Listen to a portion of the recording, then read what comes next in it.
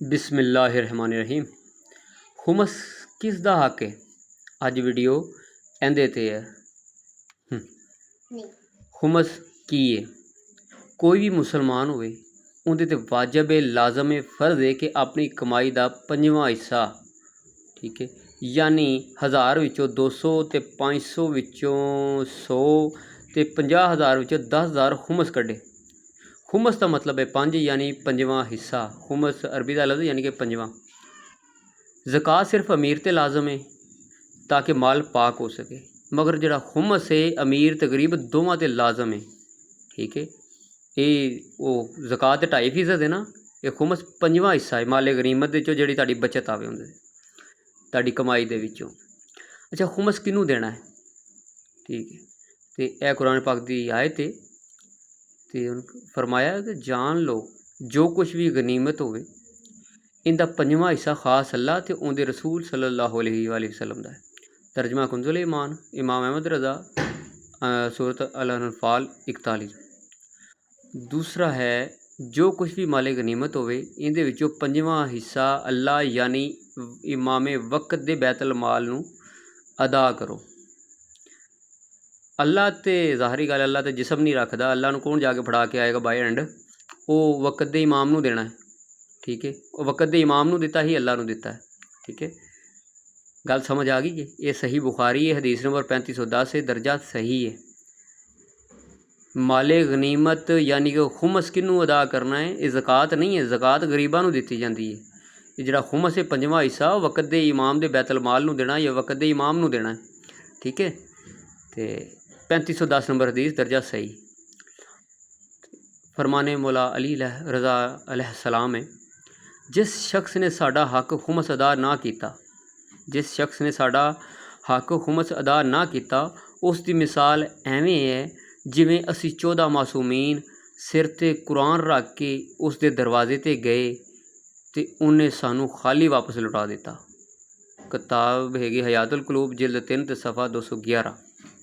हवाला अगे पिछे कई दे वेखे होंगे ने, हवाले अगे पिछे भी हो जाते थोड़ा बहुता, लेकिन यह चीज़ मौजूद है तो बिल्कुल राइट है, बिल्कुल ठीक है। यानी कि हुमस एडी वड्डी चीज़ है, तोबा तोबा, कि वेख लो हुमस के उत्ते गल ही नहीं सानू मिलती। तो हुण अगली पासे मैं तुहानू लैके जाना उत्थे गल। अच्छा, हुण शिया के अलावा तमाम फिरके जो भी ने, शिया तो अलावा कुरान पाक तो बाद सही बुखारी नू बड़ा वड्डा दर्जा दिता जाता है, अहमियत दी जाती है। वो दसन कि वो अपनी बचत माले गनीमत किस वक्त के इमाम नू दे रहे हैं।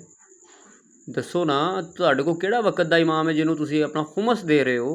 तुहाडा तो माल ही पाक नहीं होंदा जिन्नी देर हुमस अदा ना करो, बल्कि किसी का भी नहीं होंदा। अगर नहीं देंदे तो तुहाडा माल पाक ही नहीं हो सकता, क्योंकि जिसका हक है उन्होंने अदा ही नहीं किया गया, ठीक है। तो दूसरी गल, तो शिया हज़रात नाल मेरी हुण गल है कि अपना हुमस किनू दे रहे हैं? ये तो वक्त के इमाम का हक है, तो जिसका हक है उन्होंने ही दिया जाता है। अगर नहीं पता तो अपने उलमा नूं पुछो कि हुमस का किवें करना है, तो किस तरह इमामे ज़माना का हक उन्होंने तक पहुँचाना है, ठीक है। वरना मुहब्बत के दावे झूठे ने। इस दे अलावा हुमस के उत्ते गल ही बड़ी घट होंदी है, क्योंकि जिहड़ा भी हुमस से गल करेगा उन्होंने लोग कहेंगे तू आप देना है, तो वह कहेगा मैं नहीं देता या नहीं देता, तो वो फिर लोग कहेंगे ना की।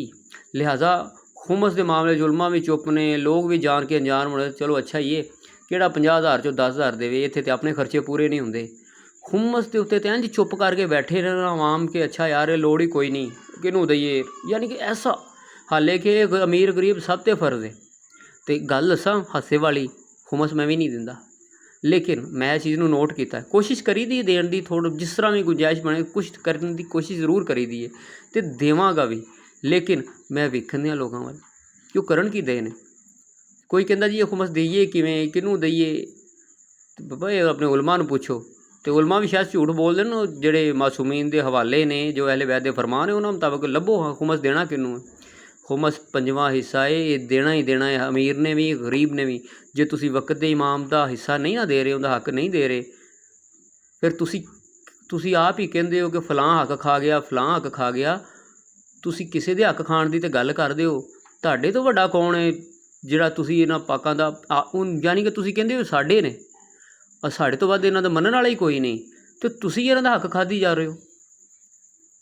ਬਗਾਨਿਆਂ ਨੂੰ ਮਾफ़ੀ ਹੋ ਵੀ ਸਕਦੀ ਕਿਸੇ ਟਾਈਮ, ਆਪਣਾ ਇਹੋ ਜਿਹਾ ਕੰਮ ਕਰੇ ਤਾਂ ਉਹਨੂੰ ਮਾफ़ੀ ਨਹੀਂ ਹੁੰਦੀ।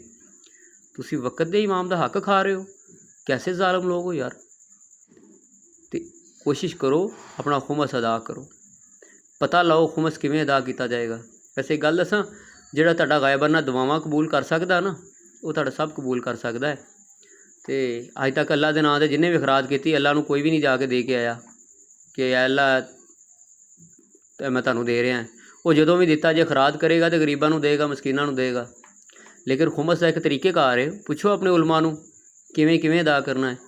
ਤੇ ਇਹ ਸਵਾਲ ਸਰਕਾਰ ਦੂਸਰੇ ਫਿਰਕਿਆਂ ਨਾਲ ਵੀ ਹੈ ਮੇਰਾ, ਕਿ ਖੁਮਸ ਕਿਵੇਂ ਦੇਣਾ, ਕੀ ਕਰਨਾ, ਇਹਦੇ ਬਾਰੇ ਗੌਰ ਫਿਕਰ ਕਰੋ।